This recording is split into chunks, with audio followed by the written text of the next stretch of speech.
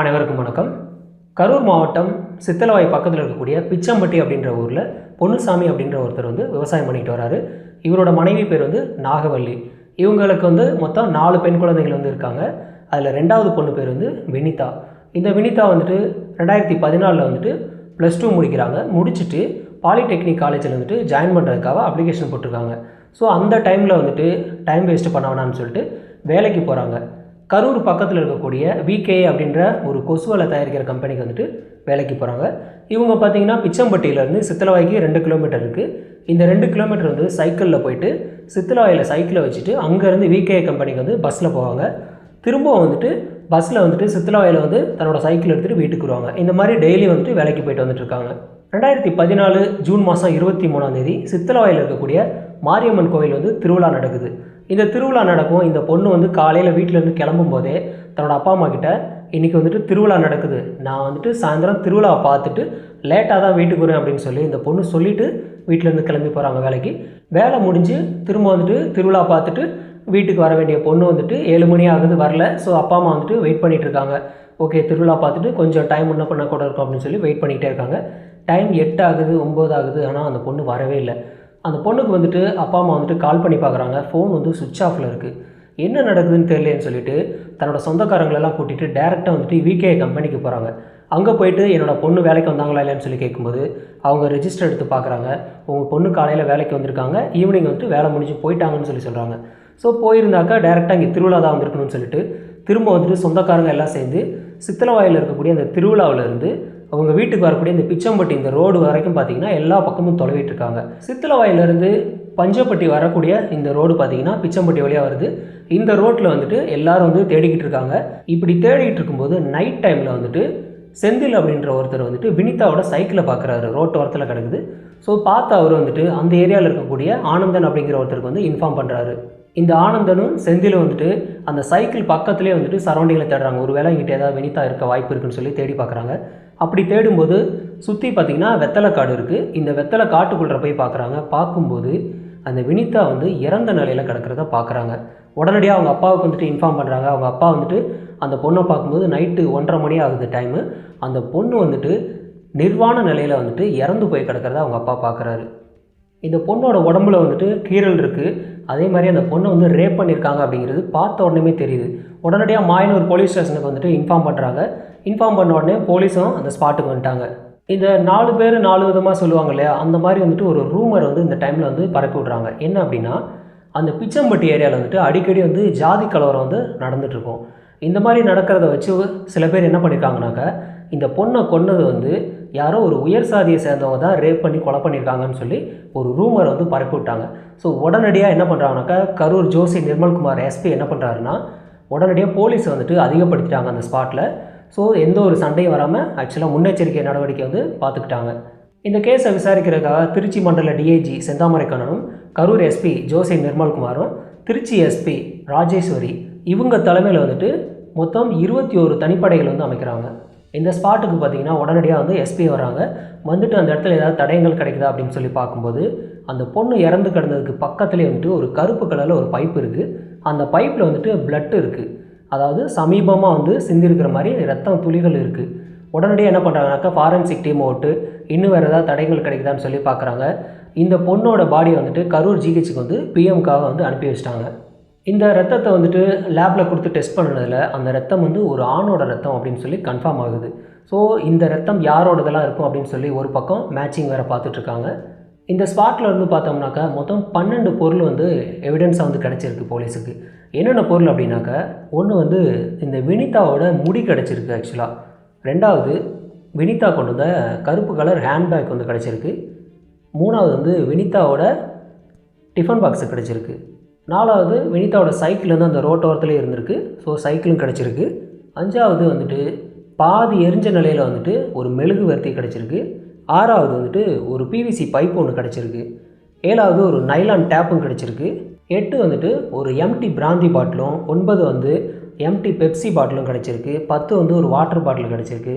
11 இந்த கிளாஸ் கிடச்சிருக்கு. அதாவது சரக்கு அடிக்கிறதுக்காக யூஸ் பண்ணுவாங்களே பிளாஸ்டிக் கிளாஸ், அது கிடச்சிருக்கு. 12 அந்த இடத்துல இருக்கக்கூடிய மண் சாம்பிள் எடுத்திருக்காங்க. ஸோ இவ்வளோ எவிடன்ஸ் போலீஸுக்கு கிடச்சிருக்கு. இந்த வினிதாவோட பாடியை வந்துட்டு யார் போஸ்ட்மார்ட்டம் பண்ணுறாங்க அப்படின்னாக்கா டாக்டர் சக்திவேலும் டாக்டர் சுமதி இவங்க 2 பேர் வந்துட்டு பிஎம் பண்ணுறாங்க. பிஎம்மோட ரிப்போர்ட் வந்து ஆக்சுவலாக வருது.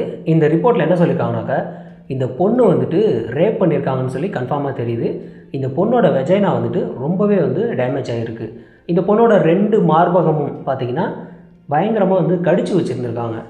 அது மட்டும் இல்லாமல் இந்த பொண்ணோட கழுத்துலேயே வந்துட்டு கீரலும் இருக்குது, முழங்கையில் வந்துட்டு காயம் இருக்குது. அந்த காயத்தோட அளவு முதற்கொண்டு சொல்லியிருக்காங்க 3 சென்டிமீட்டர் நீளமும் 2 சென்டிமீட்டர் அகலத்துலேயும் வந்து அந்த காயம் இருந்திருக்கு. அது மட்டும் இல்லாமல் இந்த பொண்ணோட கழுத்தில் வந்துட்டு சுருக்கம்லாம் இருக்குது. ஸோ கழுத்தை நெரிச்சு தான் ஆக்சுவலாக வந்து கொலை பண்ணியிருக்காங்கன்னு சொல்லி தெளிவாக தெரியுது. இந்த கொலையை யாரெல்லாம் பண்ணியிருப்பாங்க அப்படின்னு சொல்லிட்டு எல்லா பக்கமும் ஒரு பக்கம் தேடிட்டு இருக்காங்க. இந்த பொண்ணோட ஃபோன் கால் டீட்டெயில்ஸ் ஒரு பக்கம் எடுக்கிறாங்க. யாருக்கெல்லாம் சமீபமாக வந்து பொண்ணு கால் பண்ணியிருக்காங்க, இல்லை இந்த பொண்ணுக்கு யார் கால் பண்ணியிருக்காங்கன்னு சொல்லி அந்த மாதிரி இருக்கக்கூடிய எல்லா நபர்களையும் ஒரு பக்கம் விசாரிச்சுட்டு இருக்காங்க. அது மட்டும் இல்லாமல் சந்தேகப்படக்கூடிய நபர்கள் யாரெல்லாம் இருக்கிறாங்களோ எல்லாரோட பிளட் சாம்பிளும் எடுத்து இந்த பிளட்டோட வந்துட்டு மேட்ச் பண்ணி பார்க்குறாங்க. யாரோட பிளட்டும் வந்துட்டு மேட்ச் ஆகவே கிடையாது. மாயனூர் போலீஸ் ஸ்டேஷனுக்கு வந்துட்டு சித்தலவாயை சேர்ந்த ஒரு பால்காரர் முருகேசன் அப்படிங்கிறவர் வந்துட்டு போயிட்டு ஒரு ஸ்டேட்மெண்ட்டை கொடுக்குறாரு அவராகவே. என்ன அப்படின்னாக்கா, இந்த 23ஆம் தேதி 6வது மாதம் அன்னைக்கு இந்த முருகேசன் என்ன பண்ணுறாருனாக்கா, ஒரு ஈவினிங் ஒரு 7 மணி இருக்கும். அந்த டைமில் வந்துட்டு சித்தலவாயிலேருந்து பஞ்சப்பட்டி வர ரோட்டில் வந்துட்டுருக்காரு. இந்த பிச்சம்பட்டி ஏரியாவில் இருக்கக்கூடிய வெத்தலைக்காடு பக்கத்தில் வந்துட்டு இருக்கும்போது ரோட்டோரத்தில் ஒரு பைக் நின்றுட்டு இருந்திருக்கு. அந்த பைக்கை வந்துட்டு ஆக்சுவலாக ஒருத்தர் வந்து எடுக்கிறாரு. வெத்தலைக்காட்டுக்குள்ளே இருந்து வெளில வந்து எடுக்கிறாரு. அவர் வந்து இந்த ஏரியாவில் இதுக்கு முன்னாடி பார்த்ததே இல்லைன்னு சொல்லிட்டு, நீங்கள் யார் இங்கே என்ன பண்ணுறீங்கன்னு சொல்லி இவர் கேட்டிருக்காரு. அவர் வந்துட்டு, நான் வெளியூர் இங்கே வந்து திருவிழா பார்க்குறக்காக வந்தேன், எனக்கு வந்து டாய்லெட் வந்தது, அதனால் நான் இங்கே வந்தேன் அப்படின்னு சொல்லிட்டு இவர் சொல்லிவிட்டு அங்கேருந்து கிளம்பிட்டார். ஸோ அன்றைக்கி பார்த்த ஆளோட அங்க அடையாளங்கள் எல்லாமே போலீஸ் வந்து கேட்டுட்டு ரஃப் கட்சி ஒரு பக்கம் வரைஞ்சிட்டாங்க. ஆள் யார் என்னன்னு சொல்லிட்டு மற்ற டீட்டெயில் எல்லாத்தையும் அந்த முருகேசன்ட்டு போலீஸ் வந்து வாங்கிக்கிட்டாங்க. அது சம்மந்தமான ஆட்கள் யாராவது இருக்காங்களான்னு சொல்லிட்டு ஒரு பக்கம் தேடிக்கிட்டு இருக்காங்க. இந்த மாதிரி பழைய அக்யூஸ்ட்டை பற்றிலாம் விசாரிச்சுட்டு இருக்கும்போது பழைய அக்யூஸ்ட்டுக்கு திரும்ப தவறு பண்ணக்கூடிய அக்யூஸ்ட்டுன்னு சொல்லி நிறைய பேர் இருக்காங்க. அந்த மாதிரி தவறு பண்ணக்கூடிய ஆட்கள் யாராவது இந்த திருவிழாவுக்கு வந்திருக்காங்களான்னு சொல்லிட்டு ஒரு பக்கம் செக் பண்ணுறாங்க. இந்த மாதிரி செக் பண்ணும்போது ஆக்சுவலாக ஜெயில் தண்டனையில் இருந்துட்டு பெயிலில் வந்துட்டு ஒரு சில பேர் வந்திருப்பாங்க. அந்த மாதிரி யாரெல்லாம் வந்திருக்காங்கன்னு சொல்லி பார்க்கும்போது நங்கவரத்தை சேர்ந்த ஸ்ப்ளெண்டர் ராமச்சந்திரன் அப்படின்னு சொல்லி ஒருத்தர் வந்துட்டு பெயிலில் வந்துட்டு இந்த திருவிழா பார்க்க வந்திருக்காரு. ஸோ அவர் வந்துட்டு திரும்ப வந்துட்டு திருச்சி சென்ட்ரல் ஜெயிலில் இருந்திருக்காரு. நேராக திருச்சி சென்ட்ரல் ஜெயில் போய்ட்டு அவர் வந்து விசாரிக்கிறாங்க.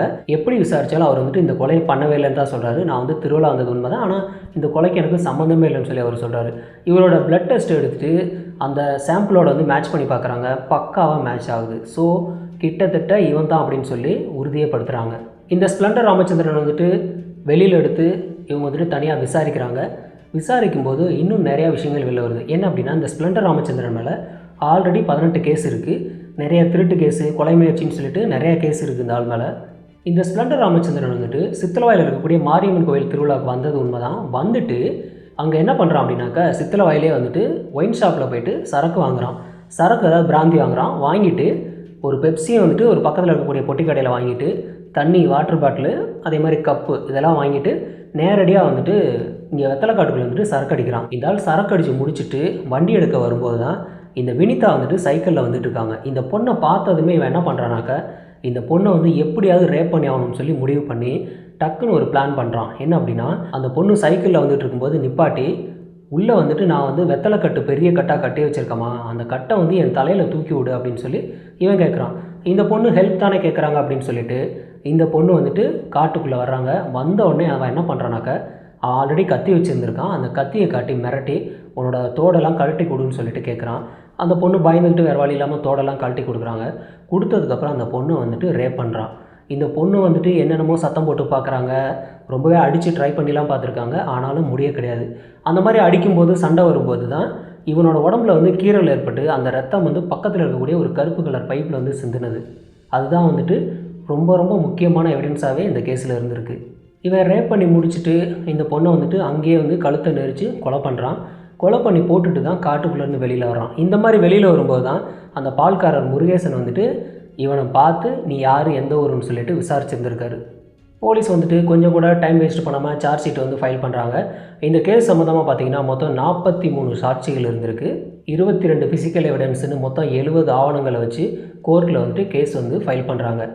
இந்த வினிதாவோட தங்க நகையை வந்துட்டு எடுத்தவன் என்ன பண்ணியிருக்கானாக்கா, இவனோட ஃப்ரெண்டு மணிகண்டன் அப்படின்ற ஒருத்தன்ட்ட கொடுத்து கரூரில் இருக்கிற ஒரு அடகு கடையில் வந்துட்டு அடகு வைக்க சொல்லியிருக்கான். அடகு வச்சு அந்த பணத்தை எடுத்து மறுபடியும் இவனுங்க 2 பேருமே வந்து செலவு பண்ணியிருக்கானுங்க. ஸோ அந்த மணிகண்டனையும் ஒரு பக்கம் அரெஸ்ட் பண்ணியாச்சு. அந்த தங்க நகை தோட்டை வந்துட்டு மீட்டுட்டாங்க.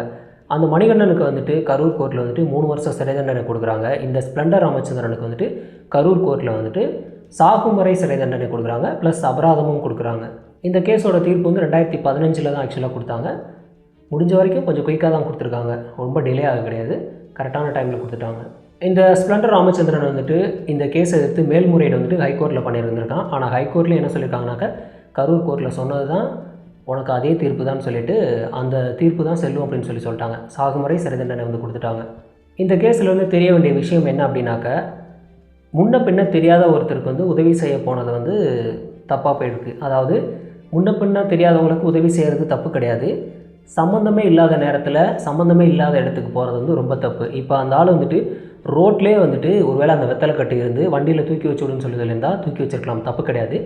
அதே இது வெத்தலை காட்டுக்குள்ளே கூப்பிடும்போது பகல் டைமாகவே இருந்தாலும் கண்டிப்பாக அந்த பொண்ணு போயிருக்கக்கூடாது. நைட் டைம்ங்கிறம்போது கண்டிப்பாக அந்த பொண்ணு வந்து ரொம்ப யோசிச்சிருக்கணும். ஒருவேளை ஏதாவது இந்த மாதிரி இல்லீகலாக தவறான விஷயங்கள் நடந்தால் அந்த இடத்துல நம்ம வந்து நம்மளை காப்பாற்றிக்க முடியுமான்னு அந்த பொண்ணு ஒரு நிமிஷம் யோசித்து பார்த்துருக்கணும். பட் அந்த மாதிரி பண்ணாமல் அந்த பொண்ணு யதார்த்தமாக போய் மாட்டிக்கிச்சு. இன்னொரு முக்கியமான விஷயம் என்ன அப்படின்னாக்கா, அந்த ஆள் முன்ன பின்ன தெரியாத ஆள் ஓகே, முன்ன பின்ன தெரிஞ்சாலே அந்த டைமில் கூப்பிட்டா போகிறதுக்கு கொஞ்சம் யோசிக்கணும். ஏன் அப்படின்னாக்கா, நம்ம இந்தியாவில் நடக்கக்கூடிய ரேப் கேஸில் பார்த்திங்கன்னா 95% வந்துட்டு அந்த பாதிக்கப்பட்ட பொண்ணுக்கு தெரிஞ்சவங்களால தான் நடந்திருக்கு. அதாவது அவங்களோட சொந்த அப்பாவாக இருக்கலாம், அண்ணனாக இருக்கலாம், தம்பியாக இருக்கலாம், பக்கத்து வீட்டுக்காரங்களாக இருக்கலாம், மாமாவாக இருக்கலாம், அண்ணனோட ஃப்ரெண்டாக இருக்கலாம், எனக்கு தெரிஞ்சவங்க ரொம்ப நல்ல பழக்கமானவங்க, டிரைவர், ஆட்டோக்காரன்னு சொல்லிட்டு அந்த பொண்ணுக்கு நல்லாவே தெரிஞ்சவங்களால தான் 95% ரேப் கேஸ் வந்து நடந்துகிட்ருக்கு. மீதி இருக்கக்கூடிய 5% கேஸ் தான் இப்போ இந்த மாதிரி வந்துட்டு சம்மந்தமே இல்லாத நபர்களால் வந்து நடந்திருக்கு. ஸோ இந்த மாதிரி வந்துட்டு தெரிஞ்சவங்களாக இருந்தாலும் கொஞ்சம் சேஃபாக இருக்கணுங்கிறது இதுக்காக தான் சொல்கிறது. அதுக்காக வந்துட்டு எல்லோரும் தப்பானவங்கன்னு சொல்லலை, முடிஞ்ச வரைக்கும் சேஃபாக இருங்க. இந்த கேஸில் பார்த்தீங்கன்னாக்கா கரூர் எஸ்பி ஜோசி நிர்மல்குமாரும் திருச்சி எஸ்பி ராஜேஸ்வரி இவங்க 2 பேருமே வந்து நல்லாவே செயல்பட்டுருக்காங்க. அதாவது சீக்கிரமாக வந்துட்டு கண்டுபிடிச்சிருக்காங்க குற்றவாளியை. இதில் ரொம்ப முக்கியமான ஒரு விஷயம், இந்த திருச்சி எஸ்பி ராஜேஸ்வரி யார் அப்படின்னாக்க, முன்னாள் அரசியல் தலைவர் கக்கன் அவரோட பேத்தி தான் இவங்க. அதாவது நேர்மையாக இருக்கக்கூடிய ஒரு அரசியல் தலைவரில் ஒருத்தர் கக்கன், அவரோட பேத்தி தான் இவங்க. இந்த கேஸை பற்றின உங்களோட கருத்துக்களை வந்து கமெண்ட்டில் பதிவு பண்ணுங்கள். நன்றி.